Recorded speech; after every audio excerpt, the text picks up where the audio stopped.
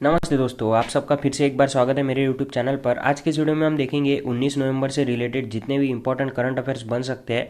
हिंदी और English language में, दोनों ही लैंग्वेज में ये करंट अफेयर होंगे। और अगर आपको इस वीडियो की PDF फाइल चाहिए तो मैंने डिस्क्रिप्शन में दी है, वहाँ से आप PDF फाइल भी डाउनलोड कर सकते हैं। हम करंट अफेयर्स तो काफ़ी पढ़ते हैं लेकिन हमें याद नहीं रहता है, तो जहाँ पर ट्रिक की ज़रूरत होगी वहाँ पर मैं ट्रिक भी आपको बताऊँगा। तो अगर आप चैनल पर नए हैं तो चैनल को सब्सक्राइब कीजिए और वीडियो को अंत तक पूरा देखिए। चलिए वीडियो को शुरू करते हैं।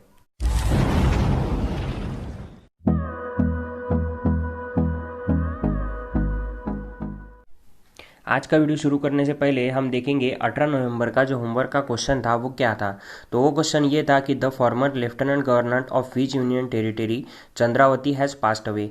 किस केंद्र शासित प्रदेश की पूर्व उपराज्यपाल चंद्रावती का निधन हुआ है। तो इसके लिए जो ऑप्शन थे वो थे पुदुचेरी, अंडमान निकोबार, दीव दमन और लक्षद्वीप। आप में से कई लोगों ने इसका जवाब सही दिया है। इसका जो सही जवाब है वो है पुदुचेरी। अब यहाँ पर पुदुचेरी की बात हुई है तो पुदुचेरी की जो CM है वो कौन है, वो है वी नारायण स्वामी। ये कितवें नंबर के CM है, तो ये 10वें नंबर के CM है।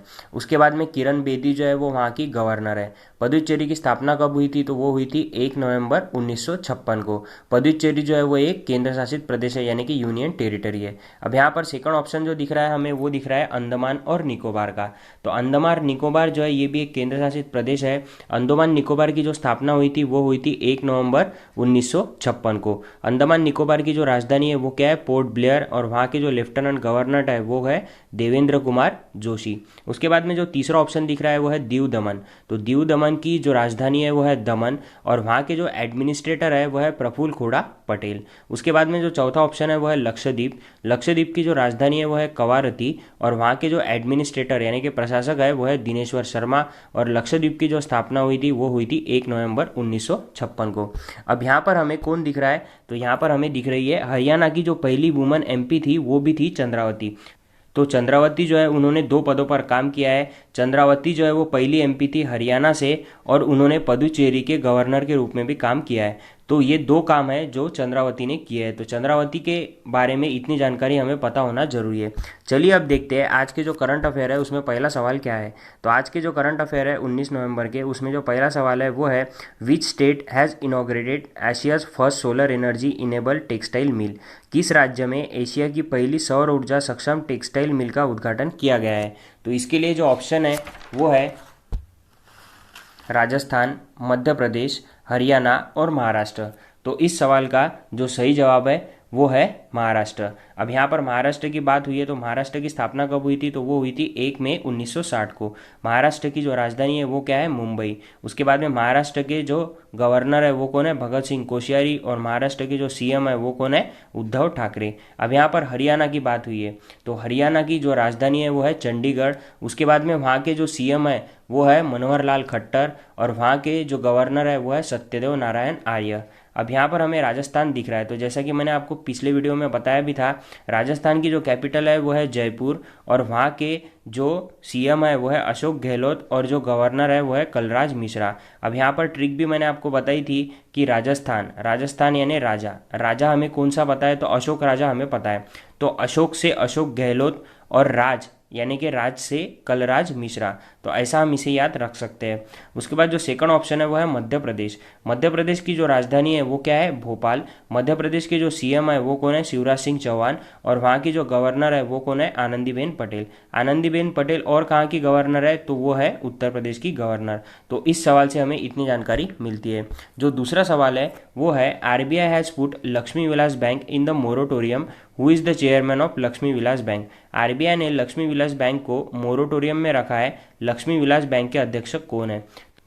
यहाँ पर जो ऑप्शन है वो है संजय कुमार मिश्रा, अजय त्यागी, अवतार सिंह मोगा और संदीप बख्शी। इस सवाल का जो सही जवाब है वो है अवतार सिंह मोगा। उसके बाद में आप मोरेटोरियम यानी क्या होता है, तो मोरेटोरियम यानी ये होता है कि RBI जो है वो किसी बैंक को अगर मोरेटोरियम पीरियड के लिए रखती है तो उसमें काफ़ी चेंजेस होते हैं। जैसा कि RBI ने अभी लक्ष्मी विलास बैंक को मोरेटोरियम में रखा है 1 महीने के लिए, तो जितने भी यूजर्स हैं लक्ष्मी विलास बैंक के वो सिर्फ 25,000 ही विड्रॉल कर पाएंगे 1 महीने के अंदर। तो ये जो है ये चुनौती लग जाती है बैंक के लिए। उसके बाद इसका जो मुख्यालय है वो है चेन्नई में, और इसकी जो स्थापना हुई थी वो हुई थी 1926 में। अब यहाँ पर हमें संजय कुमार मिश्रा दिख रहा है, तो संजय कुमार मिश्रा कौन है, तो संजय कुमार मिश्रा जो है वो एनफोर्समेंट डायरेक्टर है, यानी कि प्रवर्तन निदेशालय के अध्यक्ष है। और प्रवर्तन निदेशालय की स्थापना कब हुई थी, तो वो हुई थी 1956 में। उसके बाद में जो दूसरा ऑप्शन दिख रहा है वो है अजय त्यागी।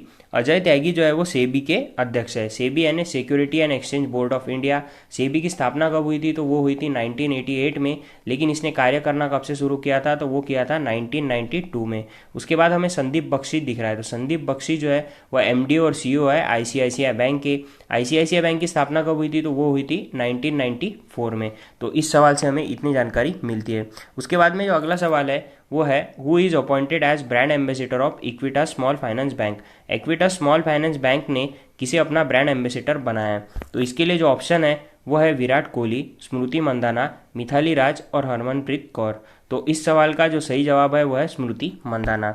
अभी अभी जो आईपीएल 2020 हुआ है जो कि यूएई में हुआ है, जिसे कौन जीता है, मुंबई इंडियंस जीता है। और कितनी बार जीता है, तो 5वीं बार जीता है। तो वहीं पर वुमेन्स T20 चैलेंज भी हुआ था 3 टीमों के बीच में, जिसमें जो स्मृति मंदाना की टीम थी ट्रेल ब्लेजर्स, और उन्होंने ही चैंपियंस वुमेन T20 चैलेंज इस साल का जीता था। और स्मृति मंदाना जो है वो ट्रेल ब्लेजर्स की कप्तान भी थी। उसके बाद में जो दूसरी 2 टीमें थी वो थी वेलोसिटी और सुपरनोवाज।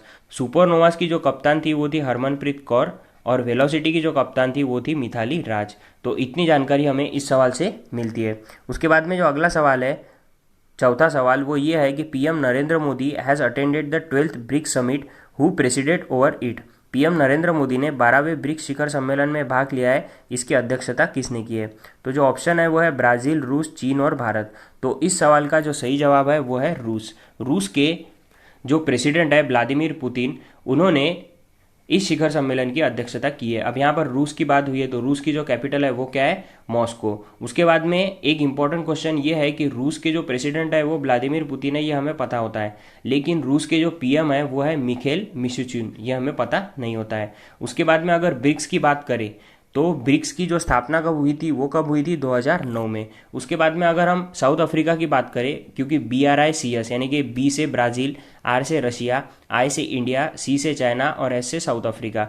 तो अगर ब्रिक्स की बात करें तो इसकी स्थापना हुई थी 2009 में। इसका जो हेडक्वार्टर है वो है शंघाई में, और एस जो है वो उसमें जुड़ा था 2010 में, यानी कि साउथ अफ्रीका जो है वो ब्रिक्स में 2010 में जुड़े थे। जैसा कि हम फोटो में भी दिख सकते हैं, हमें जो पांचों ही कंट्रीज़ है उनके प्रतिनिधि दिख रहे हैं। हमें दिख रहे हैं शी जिनपिंग जो कि चाइना का नेतृत्व कर रहे हैं। उसके बाद हमें दिख रहा है नरेंद्र मोदी जो कि भारत का नेतृत्व कर रहा है। उसके बाद हमें दिख रहा है व्लादिमीर पुतिन जो कि रशिया का नेतृत्व कर रहे हैं। उसके बाद हमें दिख रहा है जायरो बोल्सोनारो जो कि ब्राज़ील का नेतृत्व कर रहा है। और हमें दिख रहा है साइरिल रामापोसा जो कि साउथ अफ्रीका का नेतृत्व कर रहे हैं। तो इस सवाल से हमें इतनी जानकारी प्राप्त होती है। उसके बाद जो अगला सवाल है, पांचवा सवाल, वो ये है कि who has one the trophy of number 1 player at the end of the year. वर्ष के अंत में नंबर 1 रहने वाले खिलाड़ी की ट्रॉफी किसने जीती है। तो इसके लिए जो ऑप्शन है वो है नोवाक जोकोविच, रॉजर फेडरर, राफेल नडाल और विराट कोहली। तो इस सवाल का जो सही जवाब है वो है नोवाक जोकोविच। चलिए देखते हैं नोवाक जोकोविच के बारे में कुछ महत्वपूर्ण बातें। तो नोवाक जोकोविच जो है वो सर्बिया के एक टेनिस खिलाड़ी है। अब यहाँ पर सर्बिया की बात हुई है तो सर्बिया की जो कैपिटल है वो है बेलग्रेड, और वहाँ की जो करेंसी है वो है दिनार। नोवाक जोकोविच जो है उनके नाम पर काफ़ी ज़्यादा खिताब है, लेकिन उन्होंने अभी रिसेंटली जीता है ऑस्ट्रेलियन ओपन 2020। उसके बाद जो दूसरा ऑप्शन है वो है रॉजर फेडरर का। रॉजर फेडरर जो है वो स्विट्जरलैंड से बिलोंग करते हैं, और स्विट्जरलैंड की जो कैपिटल है वो है बर्न, वहाँ की जो करेंसी है वो है स्विस फ्रांस। उसके बाद में जो तीसरा ऑप्शन था वो था राफेल नडाल का। यह है राफेल नडाल जो कि स्पेन के खिलाड़ी है। स्पेन की जो कैपिटल है वो है मैद्रिद, वहाँ की जो करेंसी है वो है स्विस यूरो, और उन्होंने अभी अभी फ्रेंच ओपन 2020 जीता है। उसके बाद जो चौथा ऑप्शन था वो था डोमिनिक थीम का। तो जो चौथे खिलाड़ी थे वो थे डोमिनिक थीम। यह है डोमिनिक थीम जो कि ऑस्ट्रेलिया के एक टेनिस प्लेयर है। ऑस्ट्रेलिया की बात हुई है तो ऑस्ट्रेलिया की जो राजधानी है वो है कैनबेरा, वहाँ की जो करेंसी है वो है ऑस्ट्रेलियन डॉलर, और इन्होंने अभी अभी यूएस ओपन 2020 जीता है। तो इस सवाल से हमें इतनी जानकारी प्राप्त होती है। उसके बाद जो अगला सवाल है वो है when is national epilepsy day celebrated. राष्ट्रीय मिर्गी दिवस कब मनाया जाता है। तो इसके लिए जो ऑप्शन है वो है 11 नवंबर, 12 नवंबर, 16 नवंबर और 17 नवंबर।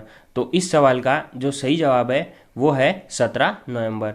17 नवंबर को और एक दिन मनाया जाता है, वो था अंतर्राष्ट्रीय छात्र दिवस। उसके बाद में जो पहला ऑप्शन है वो है 11 नवंबर यानी कि नेशनल एजुकेशन डे। और क्यों मनाया जाता है ये मैंने आपको बार बार बताया है। नेशनल एजुकेशन डे जो है वो मौलाना अबुल कलाम आज़ाद जो कि भारत के पहले शिक्षा मंत्री थे, उनके जयंती के रूप में मनाया जाता है। उसके बाद 12 नवंबर को जो है वो वर्ल्ड निमोनिया डे और ब्रॉडकास्टिंग डे दोनों ही डे मनाए जाते हैं। उसके बाद 16 नवंबर दिख रहा है, तो 16 नवंबर को सहिष्णुता दिवस और राष्ट्रीय प्रेस दिवस मनाया जाता है। जितना हम कंपैरिजन में ध्यान में रखेंगे उतना जल्दी हमें डेज याद हो जाएंगे। उसके बाद में जो अगला सवाल था वो ये है कि the minister of which state Bhanwari Lal मेघवान हैज़ डाइड। किस राज्य के मंत्री भंवरलाल मेघवान का निधन हुआ है? तो इसके लिए जो ऑप्शन थे वो है राजस्थान, मध्य प्रदेश, हरियाणा और महाराष्ट्र। तो इस सवाल का जो सही जवाब है वो है राजस्थान की बात हुई है तो जैसा कि मैंने आपको ट्रिक भी बताया है कि अगर राजस्थान की बात होती है तो हमें अशोक राजा ध्यान में रखना है। अशोक से हम अशोक गहलोत ध्यान में रख सकते हैं और राजा से हम कलराज मिश्रा ध्यान में रख सकते हैं। और राजस्थान की जो कैपिटल है वो है जयपुर। अब यहाँ पर जो सेकंड ऑप्शन है वो है मध्य प्रदेश। मध्य प्रदेश की राजधानी है वो है भोपाल और मध्य प्रदेश के जो सीएम है वो कौन है? शिवराज सिंह चौहान। और वहाँ की जो गवर्नर है वो कौन है? आनंदीबेन पटेल। अब यहाँ पर हरियाणा दिख रहा है तो हरियाणा की जो कैपिटल है वो है चंडीगढ़। हरियाणा के जो सीएम है वो है मनोहर लाल खट्टर और वहाँ के जो गवर्नर है वो है सत्यदेव नारायण आर्य। उसके बाद में चौथा ऑप्शन जो है वो है महाराष्ट्र। महाराष्ट्र की कैपिटल है मुंबई और वहाँ के जो सीएम है वो है उद्धव ठाकरे और वहाँ के जो गवर्नर है वो कौन है? भगत सिंह कोश्यारी। के बाद अगर भंवरलाल मेघवाल की बात करें तो ये सामाजिक न्याय मंत्री थे राजस्थान के सरकार में और इनकी जो चुनावी सीट थी वो कौन सी थी? सुजानगढ़, जहाँ से वो 5 बार विधानसभा पर जीत के आए थे। तो इस सवाल से हमें इतनी जानकारी प्राप्त होती है।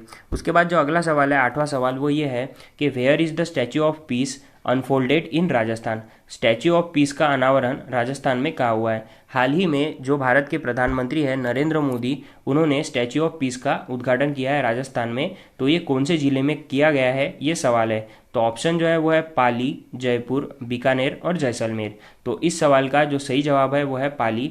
पाली के जेतपुरा में जो है वो विजय वल्लभ साधना केंद्र में आचार्य श्री विजय वल्लभ सूरीश्वर महाराज का जो है वो मूर्ति की स्थापना करी गई है। ये जो मूर्ति है ये 151 इंच लंबी होगी यानी करीबन 12.6 फीट की ये मूर्ति होगी। उसके बाद में जो अगला सवाल है वो ये है कि हाउ मच डज गोल्ड्समैन सर्च estimate India's GDP to be in financial year 2021। Goldman सैक्स ने वित्त वर्ष 2021 में भारत की जीडीपी कितना रहने का अनुमान लगाया है? तो इसके लिए जो ऑप्शन है वो है -10.3%, -9.3%, -8.9% और -8%। तो इस सवाल का जो सही जवाब है वो है -10.3%। अब यहाँ पर हमें गोल्ड्समैन सैक्स दिख रहा है तो ये क्या है? तो ये है अमेरिका की एक मल्टीनेशनल इन्वेस्टमेंट बैंक कंपनी जो कि एस्टिमेट्स देती है। इसके जो फाउंडर है वो है मार्कस गोल्डमैन और इसका जो हेडक्वार्टर है वो है न्यूयॉर्क में और इसके चेयरमैन और सीईओ कौन है? तो वो है डेविड सोलोमन। अब यहाँ पर हमें एक और दिख रहा है वो है -8.9%। तो -8.9% जो है ये एस्टिमेट किसने दिया था? तो ये एस्टिमेट दिया था मूडीज़ ने। अब मूडीज़ का मुख्यालय कहाँ पर है? तो वो है न्यूयॉर्क, अमेरिका में। और मूडीज़ के जो अध्यक्ष यानी कि सीईओ है वो कौन है? Raymond W McDaniel. हमें इतनी जानकारी प्राप्त होती है। उसके बाद जो अगला सवाल है, 10वां सवाल, वो ये है कि the second phase of Malabar practice has started in the Arabian Sea, which version of Malabar is it. Malabar अभ्यास का दूसरा चरण अरब सागर में शुरू हुआ है, ये मालाबार का कौन सा संस्करण है? तो इसके लिए जो ऑप्शन है वो है 21, 22, 23 और 24। तो इस सवाल का जो सही जवाब है वो है 24। अब यहाँ पर मालाबार की बात हुई है तो मालाबार क्या है? तो मालाबार जो है वो भारत, जापान और यूएसए की एक कंबाइन एक्सरसाइज है जो हर साल होती है। उसके बाद में यहाँ पर भारत की ओर से किसने भाग लिया है? तो भारत का जो विक्रमादित्य कैरियर है उसने इसमें भाग लिया है। उसके बाद यूएसए का जो निमित्त कैरियर है उसने इसमें भाग लिया है। अब यहाँ पर हमें जापान दिख रहा है तो जापान की जो राजधानी है वो है टोक्यो, वहाँ की जो करेंसी है वो है येन और वहाँ के जो राजा है वो कौन है? Naruhito Nakao. तो इतनी जानकारी हमें इस सवाल से मिलती है। उसके बाद में जो अगला सवाल है वो है आज का होमवर्क का क्वेश्चन। तो क्वेश्चन ये है कि which state government has recently sack all employees holding fake certificates. हाल ही में किस राज्य सरकार ने फर्जी जाति प्रमाण पत्र रखने वाले सभी कर्मचारियों को बर्खास्त कर दिया है? तो इसके लिए जो ऑप्शन है वो है राजस्थान, मध्य प्रदेश, हरियाणा और छत्तीसगढ़। अगर आपको इस सवाल का सही जवाब पता है तो मुझे कमेंट कर कर ज़रूर बताइए। और अगर आपको इस वीडियो की PDF फाइल चाहिए तो मैंने डिस्क्रिप्शन में दी है, वहाँ से आप लिंक से डाउनलोड कर सकते हैं। तो अगर आपको वीडियो अच्छा लगे तो लाइक कीजिए, कमेंट कीजिए, शेयर कीजिए और चैनल को सब्सक्राइब करना बिल्कुल भी मत भूलिएगा और बेल आइकन को भी प्रेस कीजिएगा। धन्यवाद।